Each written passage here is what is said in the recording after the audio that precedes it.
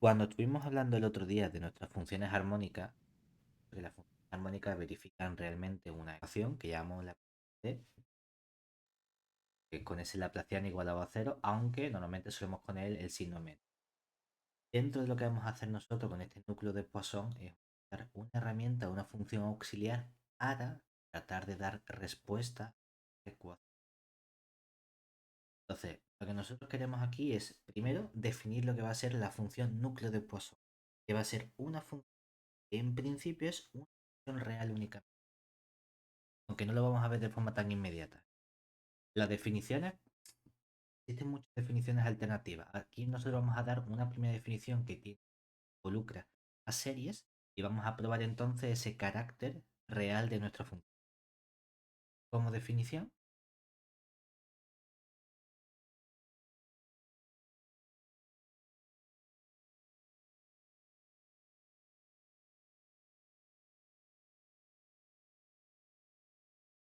tiene el núcleo de Poisson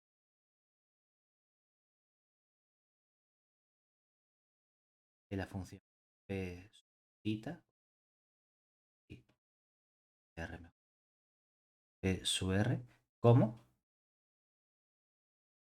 una función que va a depender o intervienen dos parámetros, pero la función es de una variable. Por eso ponemos aquí el r como un subíndice, es decir, cogemos una función p sub r donde la variable es el tita y esto se define simplemente como una serie del sumatorio desde n igual a menos infinito hasta infinito. Es decir, estamos haciendo un sumatorio en los enteros de LR elevado al valor absoluto de n por e elevado a i n tita. Esto lo hacemos para cualquier tita real y para que esta función esté bien definida, nuestro r tiene que tomar un valor que sea mayor que 0 y menor que 1. Entonces, de momento esta función es una función y lo ponemos de este modo para indicar que toma un valor real que es el tita y me devuelve esta serie. Claro, en esta serie, ¿verdad que uno dice, parece que es una serie compleja? Porque aparece nuestra exponencial. Esta exponencial, si la estudiamos, ¿qué le ocurre? Que tiene precisamente el e elevado a i netita, se descompone en trigonométrica como un cierto coseno con i seno. Entonces tenemos aquí unos elementos que serían simplemente parte real y parte imaginaria. Pues lo que ocurre es que esta función es una función real, es decir, las partes imaginarias desaparecen. ¿Sí? Ponerlo como lema, proposición, demás, depende de cómo de técnico nos queramos poner. Y es dado vamos a poner, si nosotros tomamos un número complejo z y expresamos este número complejo como r por e elevado a i tita, donde nuestro módulo r es menor o igual, bueno, mayor o igual que 0 y menor que 1, entonces podemos probar que este núcleo de Poisson P sub r de tita es precisamente la parte real de la función 1 menos z, 1 más z entre el 1 menos z.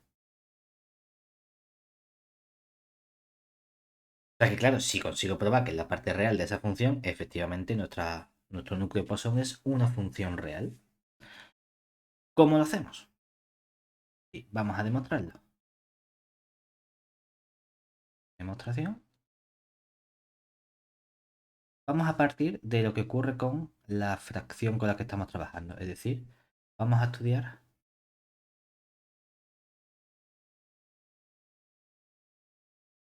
el comportamiento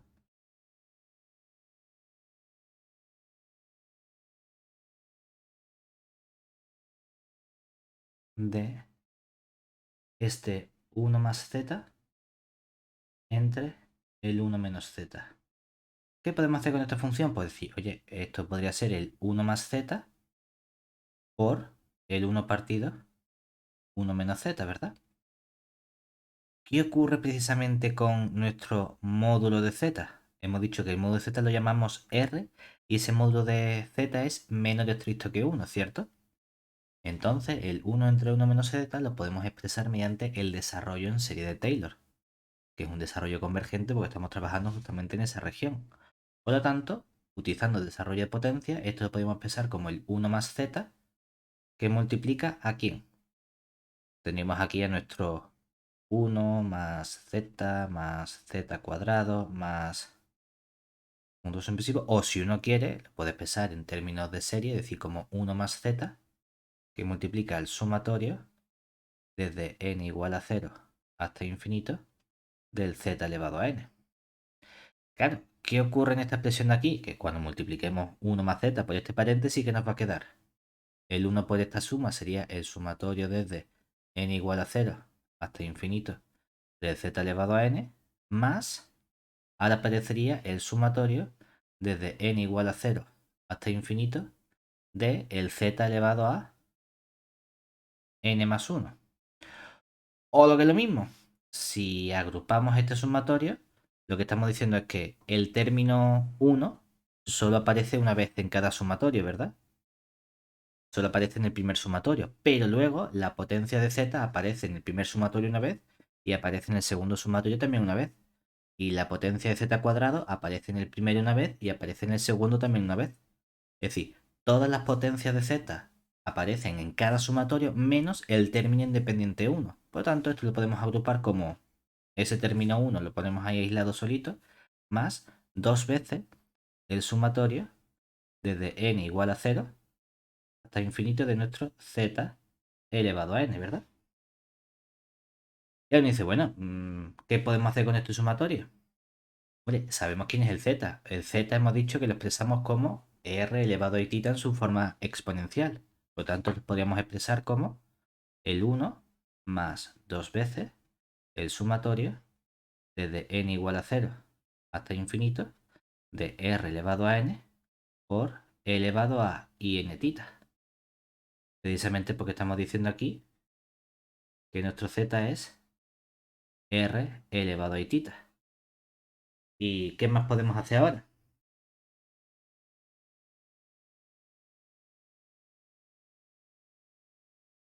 Con esta expresión que tenemos aquí. Porque nosotros queremos sacar la parte real precisamente, ¿verdad? Sí, Decimos, pues puedes descomponer el E y N tita en descompongo coseno. este como nos quedaría aquí que esto es 1 más dos veces. A poner aquí, o bueno, a poner entonces el sumatorio aquí solo. El sumatorio desde n igual a 0 hasta infinito de r elevado a n. Y nos quedaría entonces el coseno de n tita más i por el seno de n tita. Vale, ya hemos descompuesto esta fracción, por lo tanto, puedo quedarme con la parte real. Es decir, entonces, ¿quién sería precisamente la parte real de este 1 más z entre el 1 menos z? Bueno, este 1 aparece en nuestra parte real y luego ¿qué tendríamos? De este sumatorio, la parte real se corresponde con el coseno del n tita. ¿Vale? Por lo tanto, ¿qué tendríamos aquí? Nos quedaría el dos veces sumatorio desde n igual a 0 hasta infinito del r elevado a n coseno de n tita. ¿Qué más podemos hacer ahora? Ya tenemos nuestra parte real expresada con ese sumatorio. Lo que ocurre es que si queremos llegar a nuestro núcleo de Poisson, tendrían que quedarnos aquí un único sumatorio donde sumamos desde el término menos infinito hasta el infinito un r elevado a algo con unas exponenciales. Hombre, aquí podemos irnos, como estamos trabajando con variable compleja, a la escritura compleja que tiene nuestro coseno. Es decir, que este coseno de n tita, ¿cómo lo podemos expresar? Como 1 más dos veces sumatorio desde n igual a 0 hasta infinito del r elevado a n. Y aquí ¿qué tendríamos? Aparecería e elevado a i n tita más e elevado a menos i n tita, todo eso dividido entre 2. Cuando simplificamos esta expresión, ¿qué nos quedaría ahora? Tendríamos 1 más el 2 con el 2 se nos simplifica y nos queda sumatorio desde n igual a 0 hasta infinito del r elevado a n por e elevado a n tita. Luego nos queda un sumatorio desde n igual a 0 hasta infinito del r elevado a n, pero con e elevado a menos n tita. ¿Qué vamos a hacer? Cambio de variable en el segundo sumatorio para que en lugar de tener el menos n tita, vamos a tenerlo en positivo, es decir, cambiamos la n por menos n. Pero claro, si cambiamos la n por menos n, ¿qué ocurre? Que aquí, esta parte que tenemos, nos podría quedar simplemente como un sumatorio desde n igual entonces a menos infinito hasta el 0 de r elevado a menos n con elevado al i n tita. ¿Cómo nos queda toda esta expresión entonces? Aquí, ¿qué tendríamos? Este 1, ¿cómo lo podemos expresar simplemente?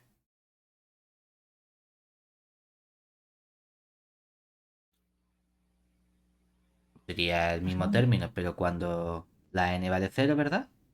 Sí. Entonces, ¿qué nos queda toda esta expresión simplemente? Tendríamos aquí nuestro sumatorio. Desde podemos coger el menos infinito, que he puesto desde, y desde el 0, ¿verdad?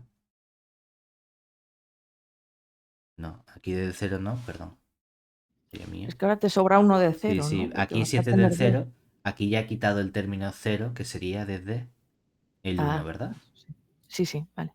Eso. Desde el 1, 1, 1. Entonces cuando lo ponemos aquí ya nos queda esta suma. Desde el 1, 1, 1. Entonces aquí nos quedaría desde el primer término, porque el 0 es el que hemos aislado. Aquí nos quedaría entonces hasta el menos 1. Y entonces si juntamos el término 0 con el término 1 infinito y el menos infinito hasta menos 1, lo puedo poner como desde menos infinito hasta infinito. Y para tener aquí la potencia, obviamente cuando la n valga 0 nos queda r elevado a 0, que es 1. Cuando es positivo lo quiero dejar tal cual, pero cuando sea negativo quiero cambiarle el signo. Por lo tanto es el valor absoluto de la n y la exponencial aparece en los ambos sumatorios, tanto en el positivo como en el negativo, igual como elevado a n tita, que ha sido justamente la definición que hemos dado nosotros de nuestro núcleo de Poisson. ¿Vale? No solo eso, sino que esta definición con la del sumatorio a lo mejor no es tan útil de manejar. Bueno, si lo tenemos como la parte real de este cociente. Podemos llegar incluso a una expresión más explícita del núcleo de Poisson si uno trabaja un poquito con estos elementos. Es decir, nota, podemos llegar a una expresión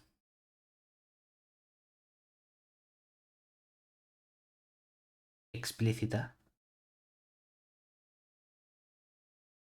del núcleo de Poisson si desarrollamos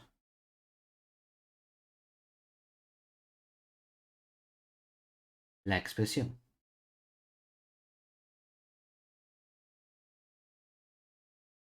anterior. Es decir, si yo cojo el 1 más z entre el 1 menos z, vamos a desarrollarla no mediante la formulación en serie de potencia, sino diciendo, oye, pues es que este z lo estás expresando justamente como el r elevado a tita. Ah, vale, entonces tenemos aquí arriba el 1 más r elevado a tita. Y abajo tenemos el 1 menos r elevado a tita. ¿Cuál es el problema? No nos gusta tener un número complejo abajo dividiendo. Vamos a quitarnos el número complejo. ¿Qué tenemos que hacer para eliminar ese número complejo? Multiplicar arriba y abajo por el conjugado. Es decir, conjugado de este sería, tenemos arriba nuestro 1 más r elevado a tita. Y el conjugado podemos conjugar simplemente la parte que tenemos aquí de la exponencial, que sería el 1 menos r elevado a menos itita. Y todo eso lo dividimos entre el 1 más r elevado a itita por, perdón, menos, ahí me he dado cuenta yo, menos, y aquí el 1 menos r elevado a menos itita. Venga, ¿qué nos queda cuando multiplicamos y desarrollamos todo esto? Arriba vamos a tener el 1 con el 1, nos queda el 1, menos r elevado a menos itita, luego más r elevado a itita, y este con este nos va a quedar menos r cuadrado, ¿verdad? Y abajo, ¿qué tendríamos? Tendríamos este con este un 1, este con este un menos r elevado a menos itita, luego menos r elevado a itita y más r cuadrado, ¿verdad? La expresión es muy parecida. ¿Qué podemos estudiar entonces arriba? ¿Qué nos quedaría toda esta expresión? Cuando lo simplifiquemos, ¿qué tenemos? Si desarrollas en forma... Me da igual en realidad qué quieres poner, pero bueno, aquí podemos decir simplemente de esta exponencial, ¿cómo la podemos expresar? En forma trigonométrica, ¿verdad? O si no quieres, te puedes dar cuenta de los elementos que tienes que dice, oye, es que arriba tengo el 1 menos r cuadrado, ¿verdad? ¿Y quién es r elevado a itita menos r elevado a menos itita? Eso sería menos r. Y el elevado a itita con el menos elevado a itita es casi el seno, ¿verdad? ¿Qué nos falta? Nos faltaría estar dividiendo entre 2i. Ah, bueno, pues multiplicamos todo eso por 2i y nos queda así el seno de nuestro tita, ¿verdad? Me he puesto muy para arriba esta parte. Ya está. O bueno, vamos a bajarlo todo. Y ahora borro. Y abajo, cuando hacemos o simplificamos esta expresión, ¿qué nos queda? 1, tengo el r cuadrado, me da igual que lo pongas al principio y después, menos, esto sería casi el coseno, ¿verdad? ¿Qué nos falta para que sea el coseno? Que esté dividido por 2. El 2. Bueno, pues nos va a quedar entonces que sería menos 2r el coseno de tita. Pero bueno, ya lo tenemos perfectamente limitado. Esto nos va a quedar entonces el 1 menos r cuadrado entre este 1 más r cuadrado menos 2r coseno de tita menos y que multiplica al 2r seno de tita entre el 1 más r cuadrado menos 2r coseno de tita. Por lo tanto, podemos llegar a una expresión algo más explícita de nuestro núcleo de Poisson. El núcleo de Poisson P sub r de tita, ¿quién sería? Como es la parte real de este 1 más z entre 1 menos z, pues la parte real nos va a quedar el 1 menos r cuadrado entre el 1 más r cuadrado menos 2r coseno de tita. ¿Vale? Oh, mira qué bonito nos queda así. Es decir, que tienes tres formas distintas de trabajar con el núcleo de Poisson. Lo puedes trabajar con la definición que tenemos de la serie. Puedes trabajar con él cuando lo expresamos mediante esa parte real de este cociente o si desarrollamos de otro modo mediante esta expresión explícita. Perfecto. Una vez que tenemos eso, vamos a ver algunas propiedades que tiene este núcleo de Poisson. Es decir, proposición.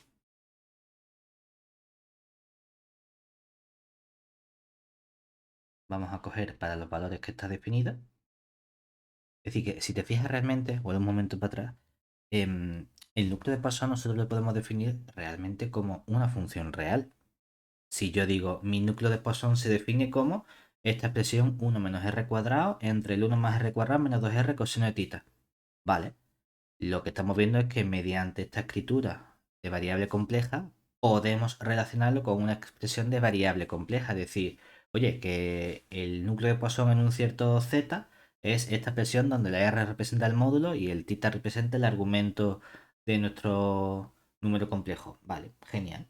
Bueno, pues vamos a ver desde el punto de vista de la variable real que hemos dicho inicialmente que era nuestro núcleo de Poisson, qué propiedades tiene esta aplicación. Es decir, sea 0 menor o igual que r menor que 1 y un θ real.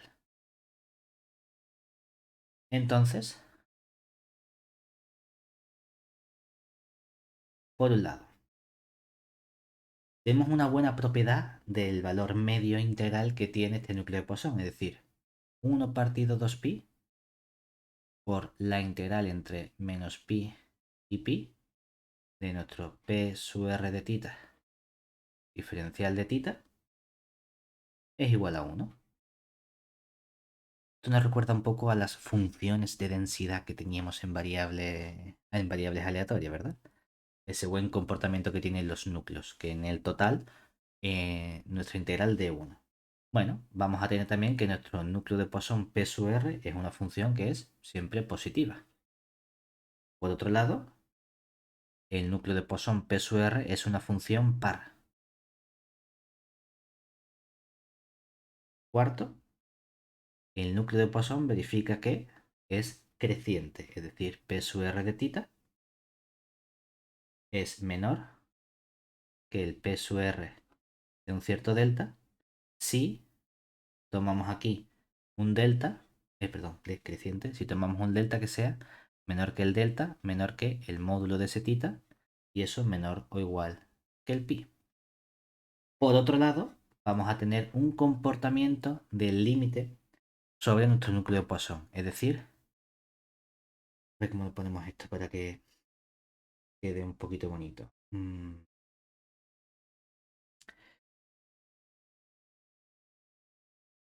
Aquí lo que estamos diciendo es que si yo estudio,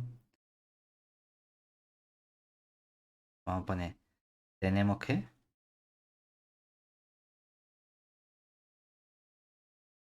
el límite cuando R tiende a 1 por la izquierda de nuestro núcleo de Poisson, P sub R de θ. Esto es igual a 0, pero no depende del θ. Que ese límite no depende del θ, estamos diciendo que ese límite es uniforme en θ. Uniformemente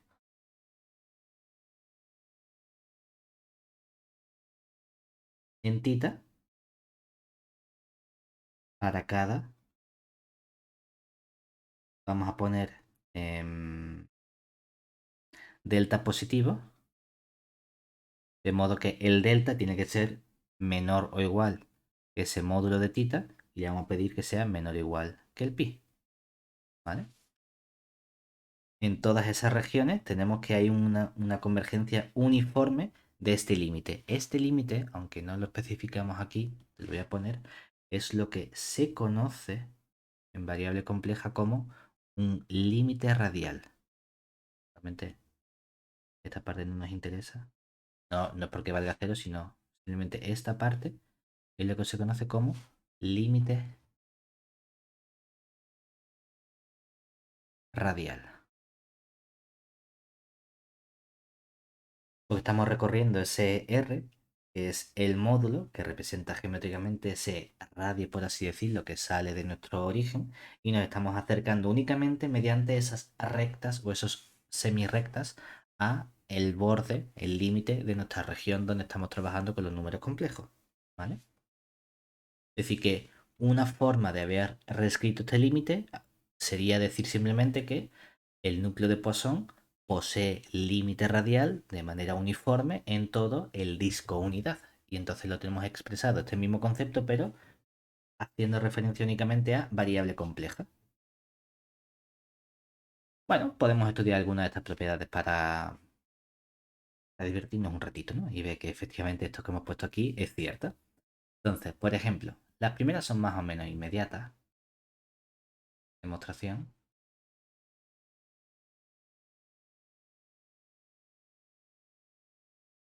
¿Qué ocurre, por ejemplo, con la primera? Queremos ver esta integral, ¿verdad? Tú dices, que la integral no la tenemos tan clara. Bueno, tenemos tres formas distintas de trabajar con la integral. ¿Cuál te apetece que utilicemos? Mejor con la definición. Pues claro, si uno planta la parte real del z, te dice, ¿y de qué me sirve integrar entre menos pi y pi la parte real de 1 más z entre 1 menos z si no tengo, no tengo esa expresión con el tita? Ah, bueno, pues cojo la expresión que hemos visto explícita, donde aparece un coseno dividiendo. Y te dices, que el coseno dividiendo ahí, a ver cómo lo saco yo para calcular esa integral. No es nada fácil. Bueno, vamos a ir entonces a la definición con la serie. Es decir, tenemos que si cogemos nuestro 1 partido 2pi por la integral entre el menos pi y el pi de nuestro núcleo, pues son p sub r de tita, diferencial de tita. Esto nos quedaría el 1 partido 2pi por la integral entre menos pi y pi. Y aquí nos quedaría un sumatorio para, vamos a poner n perteneciente a los enteros, del r elevado al módulo de n por el elevado a in tita. Y todo eso diferencial del tita. ¿Qué ocurre con esta serie? La convergencia que tenemos, ¿qué tipo de convergencia es cuando el r es menor que 1? Y convergencia, Uniforme. Uniforme. exactamente. Y que tengamos convergencia uniforme nos viene flama, porque entonces, ¿qué podemos hacer con la integral y el sumatorio? Podemos intercambiarlos entre sí También. y decir, ah, pues mira, esto nos va a quedar simplemente el 1 partido 2pi por el sumatorio para n perteneciente a z. Aquí tenemos nuestro r elevado al módulo de n y aquí aparece entonces la integral entre el menos pi y pi del elevado a i n tita diferencial de tita. Claro, ¿qué ocurre con este sumatorio que aparece aquí? Perdón, esta integral que aparece aquí. La integral clásica que tenemos de variable compleja que depende del valor n que tengamos, ¿verdad? ¿Qué va a ocurrir cuando la n es un número que sea distinto de 0? En ese caso, nos queda el mismo valor arriba, sumando y restando, y entonces esa integral valdría 0. ¿Cuál es el único caso en el que esa integral no vale 0? Cuando el n vale 0 y entonces tenemos la constante 1 realmente para integrar. Porque ya hemos visto nosotros, variable compleja, que nuestra integral entre el menos pi y pi del elevado a in tita diferencial de tita, eso vale o bien 0 si la n es distinto de 0, o vale 2pi si la n es igual a 0. Anda, pues resulta que entonces en este sumatorio, cuando sumemos los valores de n distintos de 0, ¿vale? Vamos a tener r elevado a 3, r elevado a 4, r elevado a lo que sea, pero vamos a multiplicar entonces por esta integral que va a ser 0, 0, 0. El único término no nulo de este sumatorio va a ser justamente cuando la n vale 0, nos va a dar esto el valor 2pi, en n igual a 0, r elevado a 0 nos va a dar 1 y nos queda entonces 1 entre 2pi por 2pi, nos quedaría efectivamente 1. Pues precisamente lo que queríamos demostrar. ¿Vale? ¿Qué es mayor que 0?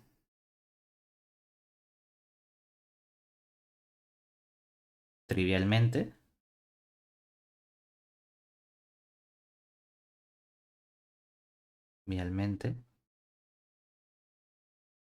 si utilizamos ahora la otra expresión, el p sub r de tita, ¿cómo nos quedaría?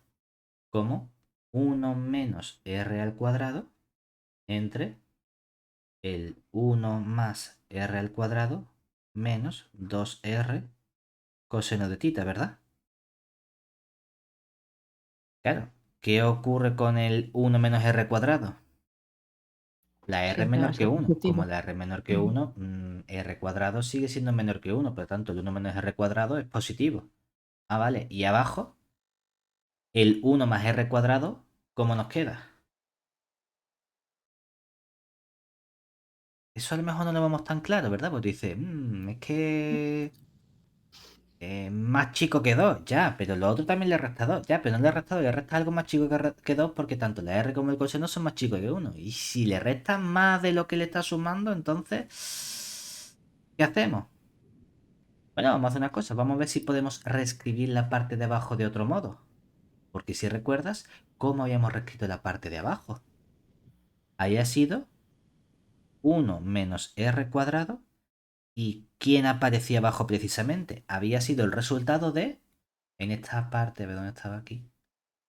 En esta parte, haber multiplicado por un número complejo y su conjugado, ¿verdad? Y cuando multiplicamos por un número complejo y su conjugado, realmente ¿qué aparece? Aparece el módulo El módulo. cuadrado. O sea que realmente este término 1 más r cuadrado menos 2r es el resultado de coger el 1 menos r elevado a itita en módulo y elevar al cuadrado. Anda, vale, pues si hay un módulo, me da igual que haya un módulo o un módulo al cuadrado. En el momento en el que hay un módulo, el módulo por definición es positivo o nulo. Como eso no es cero, no hay ningún problema. Entonces tenemos arriba algo que siempre es mayor que cero, abajo un módulo que siempre es positivo también. Por lo tanto, efectivamente, todo esto es mayor que cero. ¿Vale? ¿Y qué ocurre con la paridad? Gracias a esta expresión, la paridad es inmediata en tita por la parte del coseno, ¿verdad? Sí. La paridad de tita, perdón, de el P sub R se deduce de manera trivial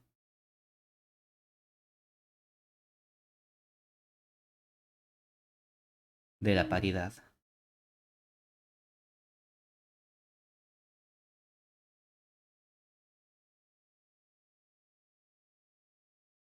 del coseno. La única que a priori puede tener un poquito más de trabajo es la 4, que sería ver este decrecimiento de nuestra función. Y dice, ¿cómo estudiamos ese decrecimiento? ¿Qué podemos hacer ahí? ¿Alguna idea? Si usas la serie, comparas términos. Claro, O sea, pero muchas cosas que hacer.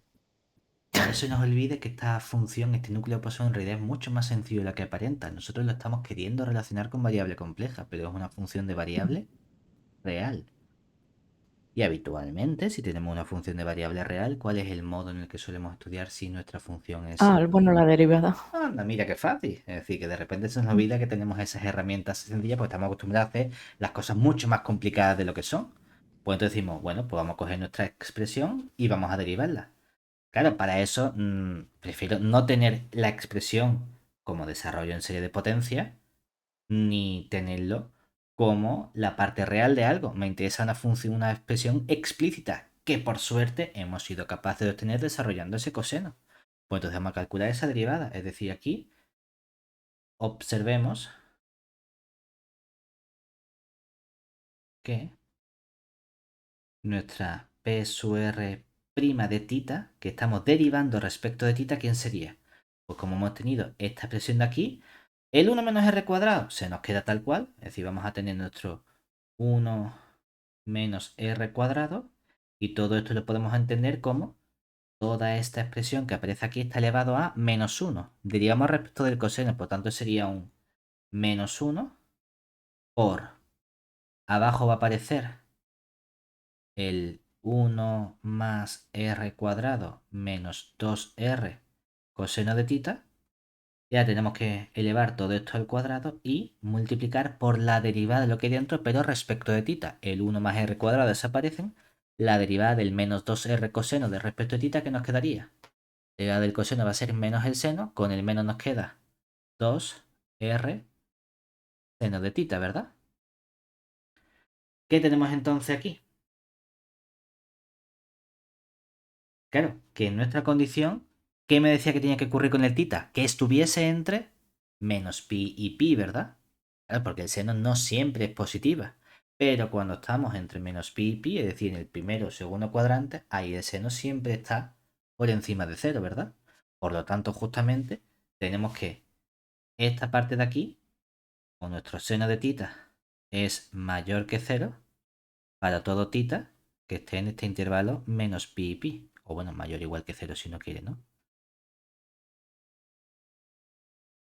Entonces, esta parte siempre es estrictamente positiva, ¿verdad? Esto como es negativo, lo de abajo es positivo, entonces este menos hace que todo esto sea estrictamente negativo, cero, salvo que cojamos nuestro tita que esté como en este menos pi pi, ¿verdad? Si lo queremos poner estricto, ponemos el intervalo abierto simplemente. ¿Qué ocurre entonces? Que cómo sería nuestra función. Es decreciente. Es decir, pues Ujú. Sí. luego nuestra p sub r de tita es decreciente.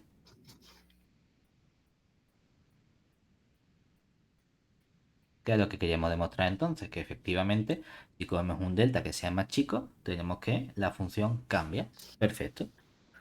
El hecho entonces de que esta función cambie nos da directamente que este límite, cuando la r tiende a 1, ¿cómo nos quedaría aquí? En esta expresión que tenemos aquí. Si la r tiende a 1, esta parte tiende a 0, ¿verdad? Nos quedaría entonces que todo eso tiende a 0 y hemos visto que la convergencia que tenía nuestra serie, ¿cómo era? Una convergencia uniforme, ¿verdad? En nuestro Uniforme. tita. Por lo tanto, ese límite es también uniforme. Es decir, que la única parte complicada que teníamos realmente era a lo mejor la integral y esta parte para utilizar las herramientas correspondientes, pero a partir de ahí las propiedades que tenía nuestro núcleo de Poisson eran relativamente estándar, por así decirlo. ¿Por qué son interesantes estas propiedades? Porque entonces podemos estudiar el buen comportamiento que tiene nuestro núcleo de Poisson. Es decir, gracias a esto, la idea es tratar de relacionarlo con funciones armónicas que veíamos el otro día. Decimos, sí, sí, pero es que las funciones armónicas, lo que me estaban dando información, tanto desde el punto de vista complejo como real, era qué ocurría con ese laplaciano, ¿verdad? Simplemente que el laplaciano fuese cero. Vale, hay muchas funciones de variable compleja que verifican esas propiedades. ¿Cuáles? Todas las que sean holomorfas. Es decir, cualquier función de variable compleja que fuese holomorfa, vimos que su parte real y su parte imaginaria eran entonces funciones armónicas y por lo tanto la propia función compleja era también armónica. Vale. Pero ahí estamos dando un buen comportamiento de la función. Lo que queremos hacer ahora es mejorar ese buen comportamiento para estudiar una propiedad adicional sobre la frontera del recinto en el que estamos trabajando. Es decir, nuestro teorema aquí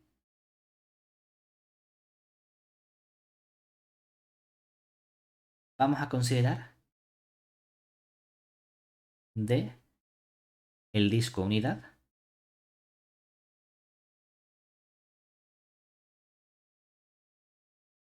que va a ser. Sé que hemos puesto disco, pero esto es una notación un poquito más de clásica de variable compleja. Este disco unidad hace referencia al abierto, es decir, lo que sería la bola, ¿vale? Con este disco unidad vamos a coger una función f que vaya de la frontera de ese disco unidad, que esta frontera del disco unidad tenemos también una notación clásica habitual en variable compleja, que es denotarlo como t, ¿vale? Esa t hace referencia justamente al borde, únicamente a la esfera. Y una función f que vaya de la frontera en R, es decir, me dé un valor real, pero que sea una función continua.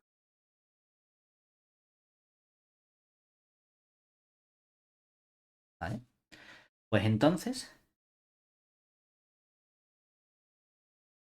existe una función u que va a ir de todo el disco cerrado en R continua y que sea solución del problema de Dirichlet. ¿De qué problema de Dirichlet?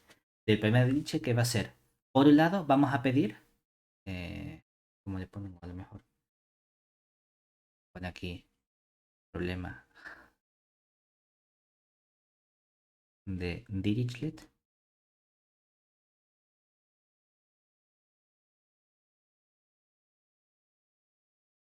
¿Qué sería?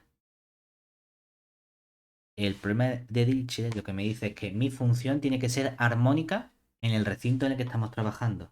Estamos trabajando en ese disco unidad abierto. Ah, pues vamos a exigirle que sea armónica, es decir, que el laplaciano de U sea igual a 0 en el abierto D.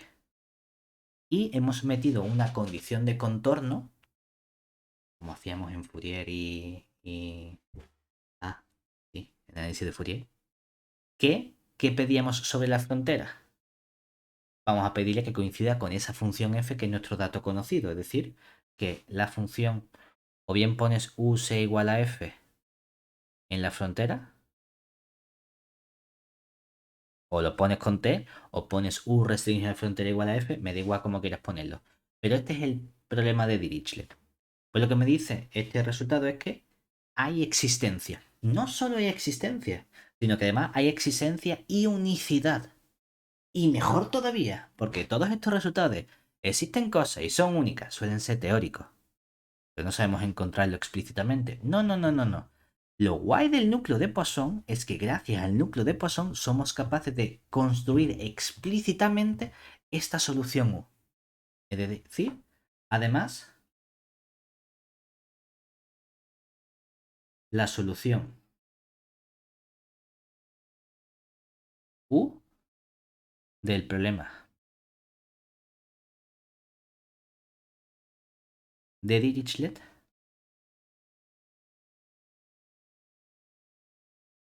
es única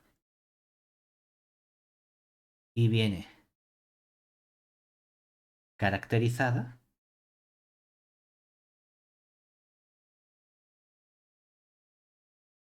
por esta función u debe ser una función de variable compleja, a priori, ¿verdad? Porque toma un dato que aquí lo que ocurre es que me devuelve algo real, es decir, nuestra u que depende de un cierto z, vamos a poner r elevado a i ya directamente, que este sería nuestro z complejo, se obtiene como 1 partido 2pi por la integral entre el menos pi y el pi de el núcleo de Poisson P sub R, pero en el tita menos t o esta función f evaluada en e elevado a i elevado a t diferencial de t. Significa que estamos haciendo mi función f solo está definida sobre la frontera del disco unidad, por lo tanto los números complejos que le meta dentro tienen que ser números complejos de módulo 1, por eso lo expresamos como elevado a it. Y lo que estamos haciendo es estudiar el comportamiento a través de la frontera completa de nuestro disco unidad.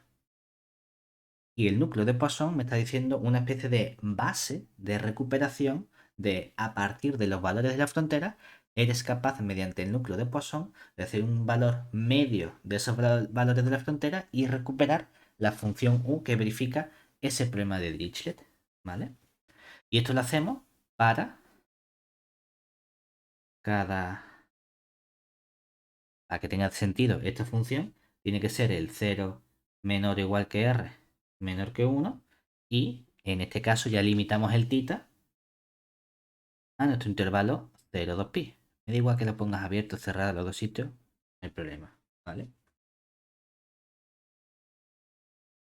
Lo que estamos haciendo realmente es resolver este problema de Dirichlet que hayamos visto precisamente en el análisis de Fourier, pero desde el punto de vista de la variable compleja, cuando estamos teniendo justamente en nuestro disco unidad. No solo eso, sino que lo que estamos haciendo aquí es que esta función u, ¿qué tipo de función u?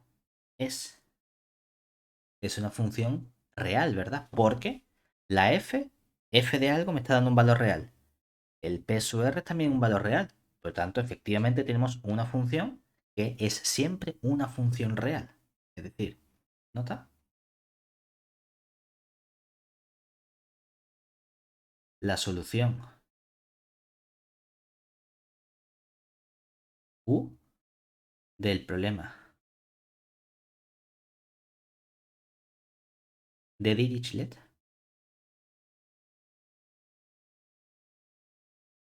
es una función real.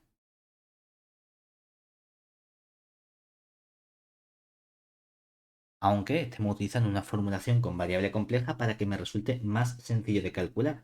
Es decir, Además, como lo que hemos visto es que este núcleo de Poisson, P sub R de tita, lo podemos expresar, hemos dicho, como la parte real del 1 más z.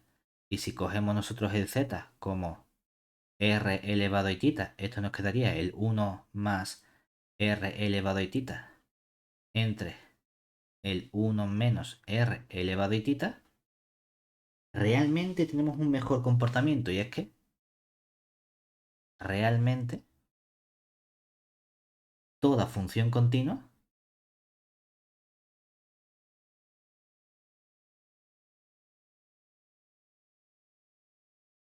vamos a poner, ¿qué nombre le quieres poner a la función continua? G.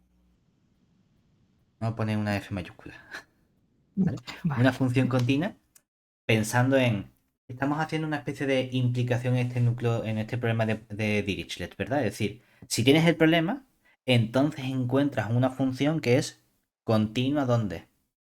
En todo el disco, ¿verdad? Y es armónica en el interior. Ah, mira qué guay. Ya, y al revés, ¿qué pasa si tienes una función continua que es continua en todo el disco completo con la frontera y armónica en el interior? ¿Es esa función una función real? Resulta que sí, que tenemos un sí y solo sí. Es decir, que no solo a partir de conocer esta información y esta función real, entonces tienes una solución que es armónica y continua en la frontera, sino que si tengo cualquier cosa que sea continua en la frontera y armónica en el interior, entonces esa solución tiene que ser la parte real de algo. Vamos a tener funciones reales, es decir, toda función continua en la frontera o en el disco completo, unidad y armónica en el disco abierto, puede expresarse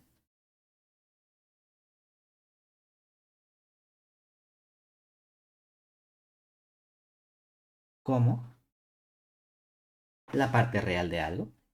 ¿De qué algo en concreto? Ah, pues esta F mayúscula de Z resulta que tiene que ser forzosamente la parte real de esa formulación integral que hemos visto del 1 partido 2pi por la integral entre el menos pi y el pi de nuestra función, que sería el e elevado a it más el z entre el e elevado a it menos el z por la función que sería esta función u de e elevado a it diferencial de t, siendo u nuestra solución del problema de Dirichlet. ¿De acuerdo? Es decir, lo guay es que tenemos una especie de fórmula de inversión, por así decirlo, para recuperar la expresión de cualquier función que tenga este buen comportamiento.